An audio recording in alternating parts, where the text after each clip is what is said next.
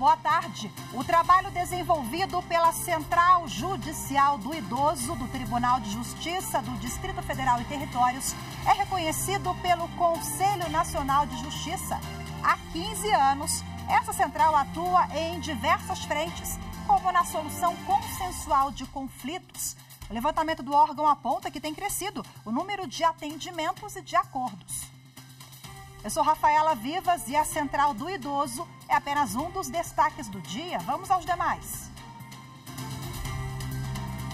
Supremo Tribunal Federal autoriza a operação para investigar invasão aos sistemas do Conselho Nacional de Justiça e do Banco Nacional de Mandados de Prisão.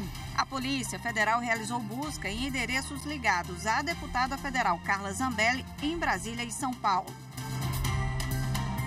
O plenário do STF deve retomar hoje o julgamento sobre a descriminalização de porte de drogas para consumo próprio.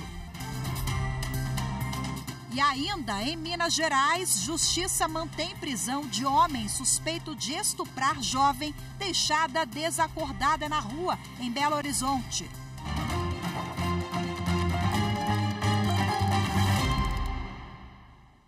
O Supremo Tribunal Federal autorizou uma operação para investigar a invasão aos sistemas do Conselho Nacional de Justiça e do Banco Nacional de Mandados de Prisão.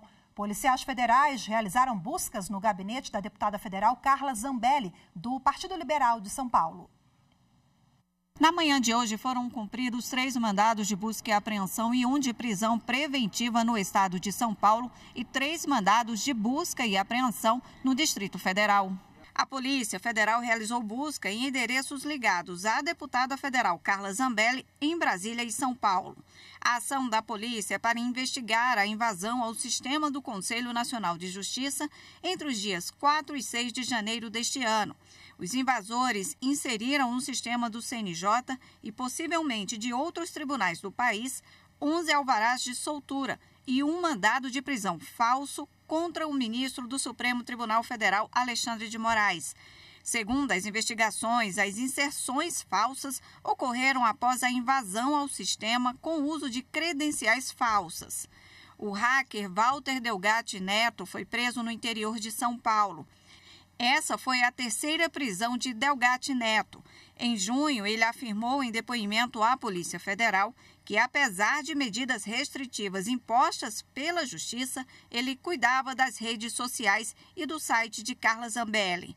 No despacho, o ministro Alexandre de Moraes afirmou que, após o cumprimento de medidas cautelares em face de Walter Delgatti Neto, foram trazidos aos autos indícios mais profundos acerca da forma utilizada para a invasão dos sistemas do Conselho Nacional de Justiça.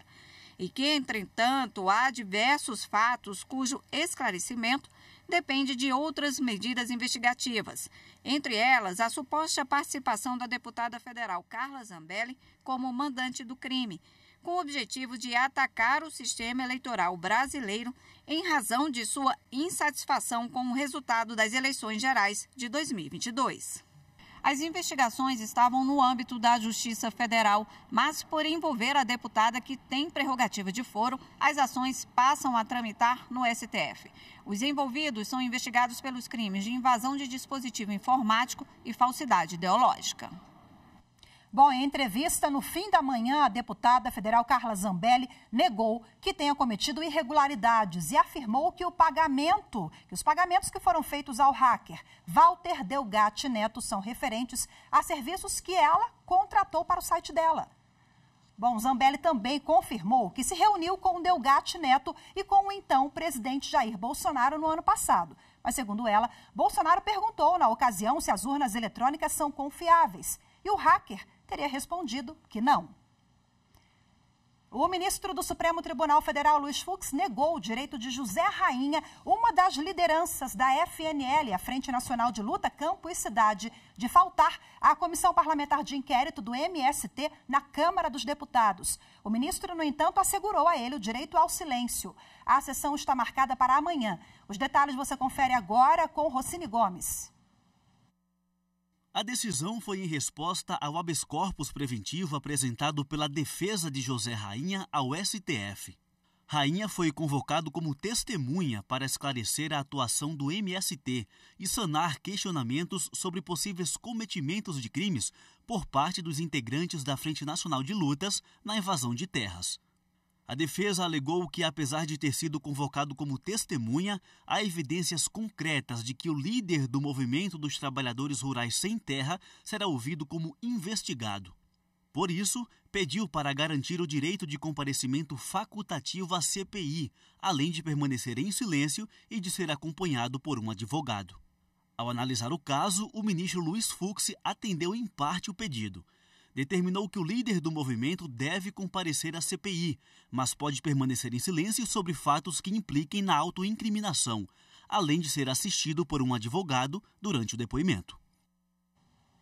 O Supremo Tribunal Federal deve retomar hoje o julgamento sobre a descriminalização de porte de drogas para consumo próprio. 3 ministros já votaram a favor da medida. A repórter Evne Araújo tem as informações. Até o momento, os ministros Gilmar Mendes, relator do caso, Luiz Roberto Barroso e Edson Fachin votaram a favor da descriminalização da posse de drogas. No voto, Gilmar Mendes defendeu que devem haver sanções administrativas, mas sem punição penal. O processo não trata do tráfico de entorpecentes, que vai continuar ilegal independentemente do resultado do julgamento no Supremo Tribunal Federal. Como tem repercussão geral reconhecida, a decisão no processo vai valer como parâmetro para todas as instâncias da Justiça e poderá servir de instrumento, inclusive, para a anulação de penas já fixadas. O STF analisa um recurso apresentado pela Defensoria Pública de São Paulo contra a decisão da Justiça do Estado, que condenou um homem pelo porte de 3 gramas de maconha para uso pessoal em 2010. A Defensoria argumenta que essa tipificação penal ofende o princípio constitucional da intimidade e da vida privada. A descriminalização das drogas consiste em não punir penalmente os usuários que consumam substâncias consideradas nocivas à saúde. No julgamento será discutida também a constitucionalidade do artigo 28 da Lei de Drogas de 2006, que estabelece que é crime adquirir, guardar ou transportar entorpecentes para consumo pessoal. A lei atual não estabelece critérios para distinguir usuários e traficantes. Os ministros do Supremo debatem ainda a responsabilidade do Congresso Nacional para definir a quantidade mínima de droga para considerar uma pessoa como usuária. Nessa terça-feira, o Tribunal Superior Eleitoral deu início ao 2º semestre forense. O presidente da Corte, ministro Alexandre de Moraes, falou dos preparativos para as eleições municipais do ano que vem. O ministro destacou que a Justiça Eleitoral vai continuar se modernizando para inibir novas formas de fraudes e reforçou o apoio dos ministros do TSE e dos tribunais regionais eleitorais para continuar prestando bons serviços ao eleitorado brasileiro. Acompanhe agora um trecho do discurso do ministro Alexandre de Moraes. A Justiça Eleitoral, principalmente nos anos em que não há eleições, a Justiça Eleitoral tem a missão já de preparar, de organizar as próximas eleições e principalmente de julgar rapidamente, com celeridade, com respeito ao devido processo legal, mas respeitando também a necessidade de responder à prestação jurisdicional para que nas próximas eleições aqueles que irão disputar, nesse caso, as prefeituras e as câmaras municipais, já saibam com tranquilidade qual será o posicionamento da Justiça Eleitoral, qual será o posicionamento do Tribunal Superior Eleitoral. A Justiça Eleitoral vem se pautando exatamente por seguir os seus precedentes e avançar nos precedentes. Avançar no sentido de se modernizar para que possa coibir as novas modalidades de fraudes, as novas modalidades de abuso de poder econômico, as novas modalidades de abuso de poder político. Ainda na sessão de ontem, o Tribunal Superior Eleitoral manteve a decisão do TRE do Rio Grande do Sul, que cassou o diploma de José Cizenando Santos, eleito em 2020 vereador pelo município de Pelotas, no Rio Grande do Sul. Os ministros do TSE acompanharam o entendimento da Corte Regional de que o vereador cometeu corrupção eleitoral e abuso de poder econômico ao condicionar a manutenção do contrato dos profissionais de uma empresa de vigilância que prestava serviço à Câmara dos Vereadores de Pelotas ao apoio à candidatura dele. A seguir, o trabalho desenvolvido pela Central Judicial do Idoso do Tribunal de Justiça do Distrito Federal e Territórios é reconhecido pelo Conselho Nacional de Justiça. Os detalhes em instantes, voltamos já.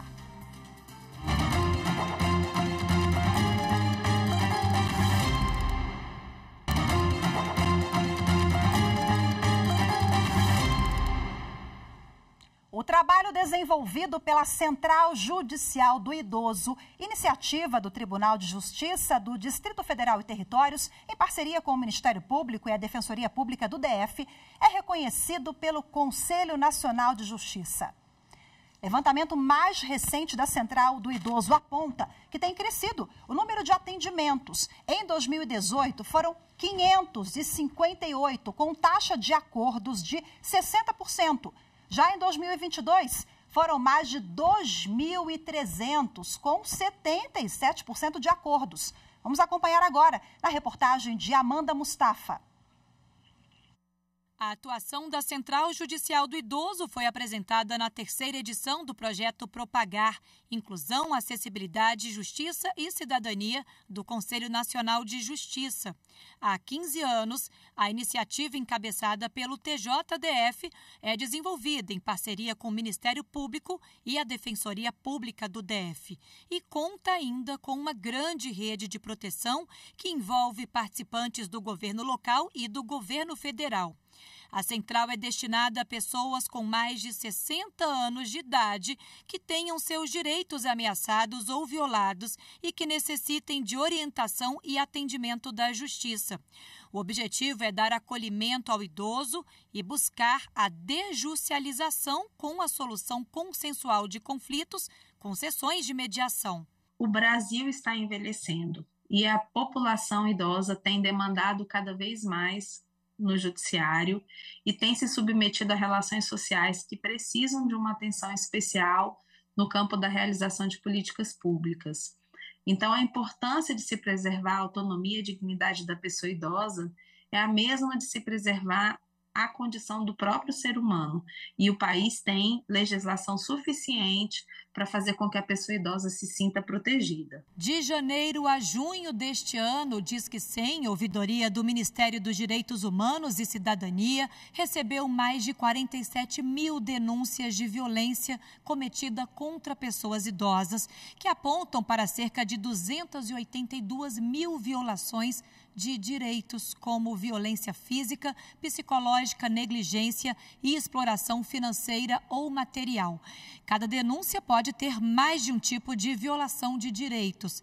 Segundo informações da Secretaria Nacional dos Direitos da Pessoa Idosa, a maioria das violações contra pessoas com mais de 60 anos de idade acontece dentro de casa. As nossas estatísticas, elas evidenciam que grande parte das denúncias envolvem conflitos relacionados no contexto doméstico, onde as relações são continuadas e, de fato, não podem ser rompidas.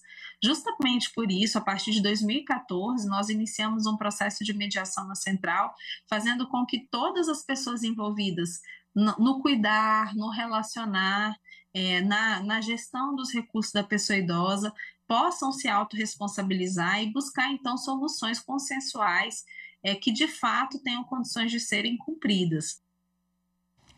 Bom, e agora, para a gente repercutir o tema, eu converso ao vivo, mas de forma remota, com o conselheiro do Conselho Nacional de Justiça, Mário Goulart Maia. Doutor Mário, que é presidente da Comissão Permanente de Políticas Sociais e de Desenvolvimento do Cidadão do CNJ. Seja muito bem-vindo, boa tarde. Boa tarde.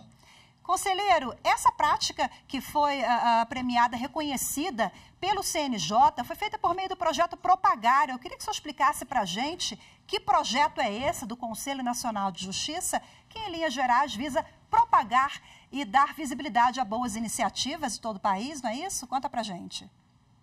Exatamente. Primeiramente, muito fico grato pela oportunidade e dizer que esse projeto Propagar, ele surge de forma muito de um desejo. Estávamos de férias, né, no nosso recesso, e eu, em conversa com a servidora do Tribunal de Justiça da Bahia, a Alana, nós sempre ficávamos discutindo o que é que poderíamos fazer para divulgar as boas práticas que o Judiciário faz também, né? E chegamos a esse projeto, que é o Propagar, né? Não é uma novidade esse aspecto, essa característica minha, pois quando entrei no CNJ, eu quis levar essa visão de um conselheiro que fosse itinerante, né, que saísse dos prédios, saísse de Brasília e fosse até as localidades levar, se aproximar, criar um diálogo, né? E foi quando nós iniciamos os encontros de cidadania, à época na presidência do ministro Luiz Fux, o que veio posteriormente a se tornar uma resolução agora em 23, isso lá em 21, quando eu entrei, e veio se tornar uma resolução agora em 23, justiça restaurativa nas escolas, ou seja, é a prova de que a semente lançada em um solo fértil, ela dá bom fruto na hora certa, né? Bacana, e acaba impulsionando também, né, esses projetos, os servidores envolvidos, muitas vezes, dependendo da cidade, a comunidade também, que tem essa aproximação com o Poder Judiciário, né? Então, a gente está falando aí nesse envolvimento de todos. O senhor promove, os senhores, né, da Comissão CNJ, realizam seminários. O senhor tem viajado para conhecer de perto esses projetos também? O senhor citou a Bahia, agora há pouco eu lembrei, foi agora no primeiro semestre, né? Mas já estive em praticamente todo o país. Estive em Roraima, estive no Acre, estive em Tocantins. Né? E como é que é feita a seleção, conselheiro, desses projetos, dessas iniciativas? A seleção, ela tem que levar, primeiramente, um aspecto da região, da localidade, porque cada região, cada tribunal tem a sua peculiaridade, tem a sua necessidade, né, individual, né? Individual, costumo dizer que é a capacidade de ser único, né, do indivíduo. Então, mas existe um ponto de convergência entre todos eles, que é a questão da dignidade humana, de uma prestação necessária, de uma proximidade do judiciário, das pessoas se sentirem pertencentes também, né, a noção de pertencimento que esses movimentos trazem para as pessoas e consequentemente, uma noção de cidadania mais apurada, mais concreta, mais sólida. E eu creio que isso gera, ou então irá gerar, já está gerando, como eu falei no início, né, bons frutos. Com certeza. E aí, os senhores contam com o envolvimento também do poder público, do executivo local? Há um projeto, um pensamento para que essas iniciativas possam se tornar políticas públicas no futuro? É o que eu espero. Eu espero, né? Seria muito bom que as outras instituições, a sociedade civil também, né, participassem, porque, como eu falei agora há pouco, é um ponto de convergência, né? A causa, ela é humanitária, ela não tem bandeira, ela não tem ideologia, ela não tem partido, é uma causa humana. Então, se todos estão bem, né, isso vai refletir na sociedade, na qualidade de vida, na satisfação do servidor, né? A satisfação do servidor também. Em relação à satisfação do servidor teve uma outra política que eu elaborei também, que foi uma recomendação que está ainda sendo votada, que é a questão de se traduzir as resoluções, portarias, provimentos, decisões do Poder Judiciário, espero que outros órgãos também, dos outros poderes, para a linguagem dos povos originários, para a linguagem QR Code, para as pessoas que sejam deficientes auditivas ou visuais, que elas também tenham acesso. E isso gera a inclusão e a cidadania, como eu já falei. Perfeito, parabéns pelo trabalho do senhor, pelas iniciativas, viu? Um abraço, boa tarde, até a próxima, conselheiro. Obrigado, eu que agradeço e boa tarde a todos. A seguir, em Minas Gerais, Justiça mantém prisão de homem suspeito de estuprar jovem deixada desacordada na rua, em Belo Horizonte. As informações em instantes, voltamos já.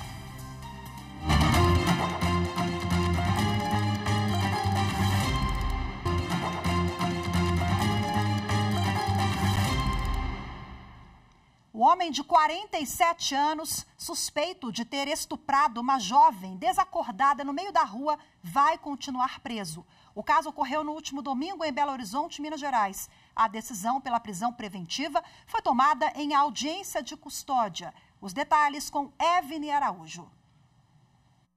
O Emberson Carvalho da Silva foi preso em flagrante depois de ter sido filmado por câmeras de segurança pegando a jovem desacordada e a levando até um campo de futebol.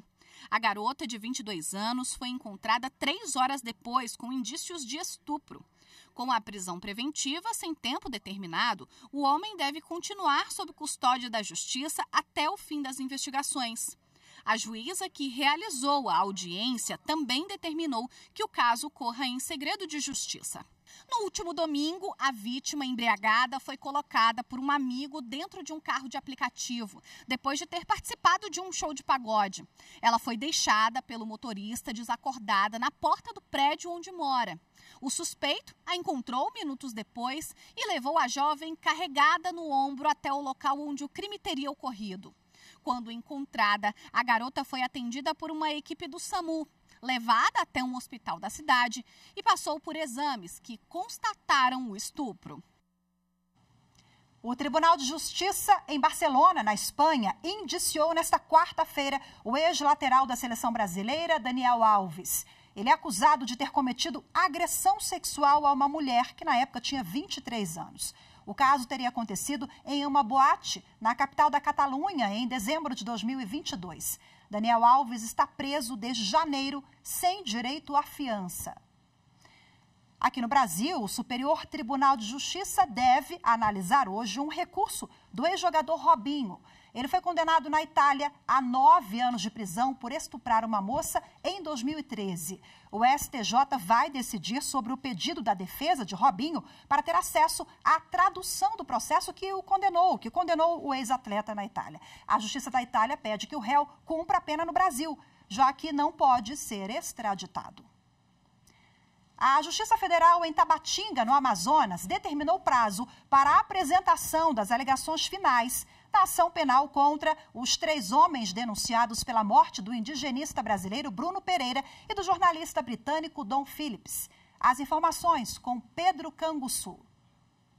Depois de audiência realizada na semana passada, a Justiça concedeu 10 dias para o MPF, 5 dias aos assistentes de acusação e 10 dias para a defesa para que apresentem por escrito as alegações finais no caso. Os réus Amarildo da Costa Oliveira, Ozenei da Costa de Oliveira e Jefferson da Silva Lima, que seriam interrogados na audiência, usaram o direito ao silêncio e não foram ouvidos. Na ocasião, os denunciados participaram de forma online, pois estão presos em penitenciárias federais nos municípios de Catanduvas, no Paraná, e Campo Grande, Mato Grosso do Sul. Depois da apresentação das alegações finais, o processo segue para a decisão da Justiça a respeito da pronúncia e da ida ou não dos acusados à júri popular. O MPF já se pronunciou e disse que vai cumprir o prazo estabelecido e se manifestará conclusivamente com a maior brevidade possível.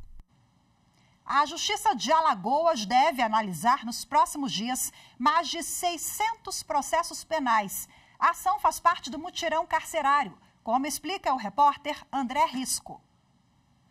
O Tribunal de Justiça está realizando, até o dia 25 de agosto, um mutirão processual penal com o objetivo de revisar todas as situações de pessoas presas preventivamente há mais de um ano.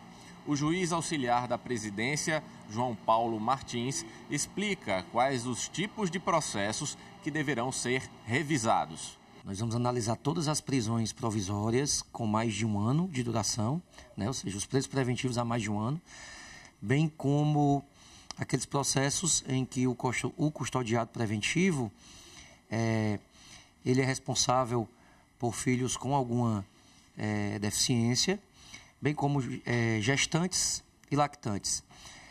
Além disso, serão revisados também os processos de condenados por tráfico privilegiado que estão em regime diverso do regime aberto. O magistrado disse que o mutirão deverá analisar pouco mais de 600 processos e que a ação segue determinação do Conselho Nacional de Justiça. Está sendo feito em todo o país. Nós teremos 30 dias para fazer essa análise. Em um período pretérito, nós levantamos todos esses processos, né? O Alagoas fez o levantamento de todos esses processos, encaminhou para cada uma das unidades, de forma já separada, a listagem dos processos que eles precisam reavaliar essa prisão e teremos em um só ato, de uma só vez, sem precisar fazer de forma manual, todo o resultado do nosso mutirão para podermos encaminhar o Conselho Nacional de Justiça ao final. Compõe ainda a comissão de acompanhamento dos trabalhos do mutirão processual penal a juíza Marcela Pontes, auxiliar da Corregedoria, o juiz Alexandre Machado, titular da 16ª Vara Criminal da Capital, Execuções Penais, além do secretário-geral da Corregedoria, Everton Silva dos Santos, e servidores. Segundo Marcela Pontes, a Corregedoria vai acompanhar de perto o resultado da ação. Em um primeiro momento, esses dados vão ser remetidos ao CNJ, através de questionários que eles remetem, e o que irá facilitar muito na nossa remessa desses números é porque teremos os números prontos. Não será preciso que, após a comissão que foi formada, ela vá fazer a contabilização, a contabilidade individual desses números, entendeu? O Jornal da Justiça, primeira edição de hoje, fica por aqui. Muito obrigada pela sua companhia. Uma ótima tarde. Até amanhã. Tchau, tchau.